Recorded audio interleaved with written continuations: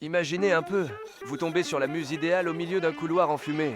C'est l'histoire d'un mec qui ne vit que pour son art et qui percute un gars au physique tellement parfait qu'on dirait qu'il a été créé par ordinateur. Si vous aimez l'attention, la romance et les belles planches, vous êtes au bon endroit. C'est comme ça que commence Bossetto. Notre dessinateur est déjà en train de le croquer sous toutes les coutures dans sa tête.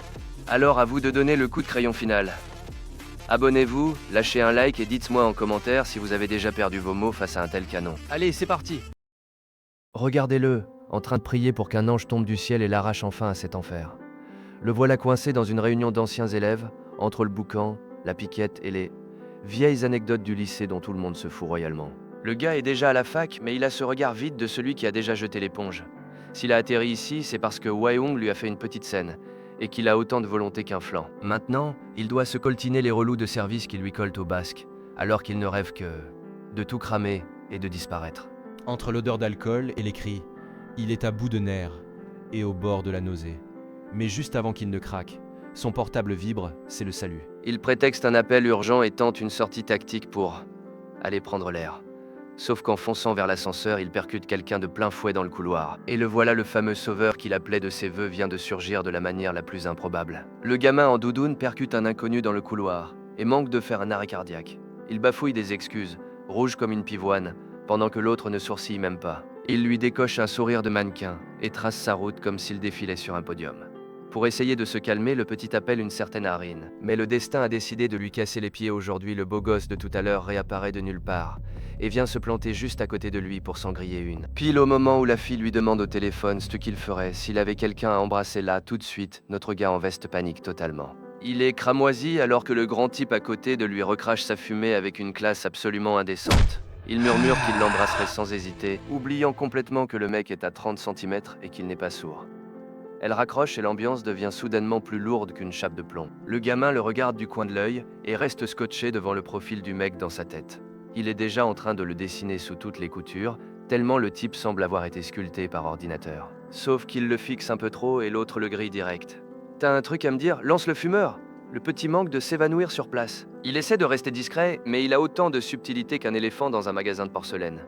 Le grand remarque que le gamin ne fume pas et a la délicatesse de s'écarter un peu pour ne pas l'enfumer à un vrai gentleman. Dommage que le petit soit en train de perdre tous ses moyens. Ils commencent à discuter d'une connaissance commune et le beau gosse part dans un fou rire. Regardez le rire. On dirait qu'il n'a aucun souci dans la vie et un visage qui n'a besoin d'aucun filtre. Finalement, le gamin rassemble ce qui lui reste de courage et lâche la question la plus improbable du monde. Young, tu lis des webtoons, le mannequin bug un instant parce qu'il s'est fait choper en train de lorgner l'écran du petit. Et le gamin veut mourir de honte, il s'excuse déjà platement, les mains en l'air, comme s'il venait de commettre un crime. Mais l'autre s'en fiche royalement et confirme que oui, il lisait bien un webtoon. Qu'il eût cru avec sa tête de mec qui brasse des millions, il aime les BD. Le gamin n'en revient pas qu'un type pareil s'intéresse au dessin. Mais le mannequin n'est pas né de la dernière pluie et change vite de sujet. Il l'interroge sur son coup de fil de tout à l'heure, car il se rappelle très bien que le petit était rouge jusqu'aux oreilles. Il s'est déjà fait tout un film et imagine que l'étudiant a une petite amie ultra possessive qui flique ses moindres faits et gestes. Le gamin manque de s'étouffer en hurlant que ce n'est pas du tout ça. Il lui explique que c'est juste une amie de l'école d'art, de l'époque où il préparait le concours d'entrée. Et là, les yeux du mannequin s'illuminent. Il se rapproche bien plus que ne le permet la politesse de base.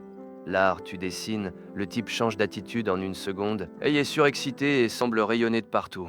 Le gamin est pétrifié, il n'a jamais été aussi proche d'un mec avec autant de charisme naturel. Il essaie de se donner un genre en disant que personne ne le croit quand il dit qu'il est artiste, mais son cœur bat à 200 à l'heure. Le mannequin l'achève avec la délicatesse d'un bulldozer en lui sortant que c'est dur d'imaginer un garçon aussi mignon s'intéresser à ce genre de choses.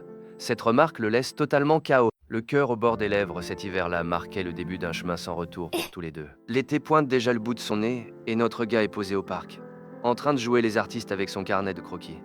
Il finit par se lever pour se dégoter un meilleur coin, mais il ne va pas bien loin, il se fait direct alpaguer par un duo qui a tout l'air de vouloir lui refourguer une arnaque pyramidale ou l'embrigader dans une secte. Ils commencent à lui passer de la pommade en lui disant qu'il a une tête d'idole, avant de lui réclamer son numéro pour un soi-disant sondage.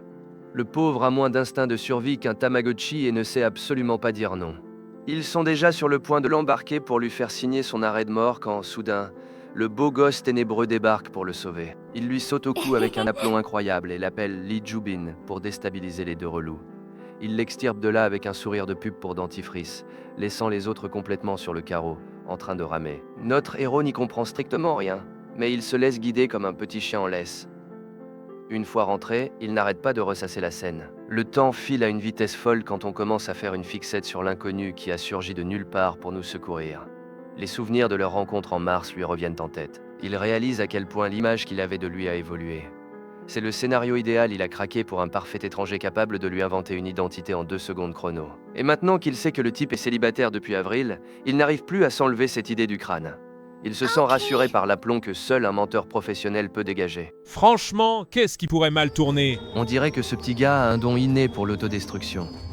C'est le genre de type qui sait pertinemment que la tasse va s'éclater au sol s'il la pousse du bord, mais qui le fait quand même pour finir par chialer au milieu des débris de ses propres décisions foireuses. Un vrai mélodrame. Il se réveille en solo et d'une humeur de chien parce que l'autre s'est barré sitôt l'affaire classée. Même pas un café, rien. Le gamin est hors de lui, il s'attendait visiblement à un minimum de tendresse. Mais on l'a laissé là, en plan au milieu des draps. Il sort enfin avec sa tête de mannequin, le genre qui fait se dévisser les têtes sur son passage. Sauf que lui, il est complètement ailleurs. Il est tiré à 4 épingles, ce qui lui vaut d'avoir une bande de relous collée à ses basques pour gratter son numéro quand soudain, il tombe sur un visage familier. Il reste buggé une seconde avant de percuter. C'est le même mec qu'il avait croisé devant un resto l'année dernière. Faut le faire pour tomber sur les mêmes gens dans une ville pareille. Il ne l'a pas reconnu tout de suite parce qu'avant, le type avait l'air d'un PNJ mal modélisé. Même s'il les remballe avec une élégance assez insolente. Genre de figurant dessiné à la va-vite parce qu'on sait qu'il ne fera pas long feu dans l'histoire. Il se rappelle l'avoir vu au parc il y a un bail à l'époque. Il passait pour un pauvre gars qui ne savait pas aligner 2 mots. Mais là, c'est un autre délire. Il fait une chaleur à crever. Mais le mec reste là, imperturbable, comme s'il trimballait sa propre clim avec lui. Notre héros s'approche et finit par rester totalement scotché. Il se dit que le gars sent divinement bon, même en plein cagnard, et qu'il a la peau d'une douceur incroyable. À ce niveau-là, l'obsession devient flippante. Le petit lui saute au cou et l'aborde sans détour pour savoir ce qu'il fabrique ici. Allez, Ellie Jubin, et voilà, c'est reparti à peine sorti d'un trou qu'il fonce tête baissée dans le suivant. Il a ce talent fou pour se prendre les pieds dans la même pierre en espérant qu'elle s'écarte. Il ne comprendra jamais la leçon. Ouh là là, ce gars, c'est un vrai aimant à problème. Et puisque notre héros a un don incroyable pour toujours se prendre les pieds dans le tapis, soyez plus malin que lui, visez juste et dégommez-moi ce bouton like. Abonnez-vous pour ne pas rater la suite du drama et dites-moi en commentaire, quel autre manhwa vous aimeriez que je vous raconte. Allez, à plus.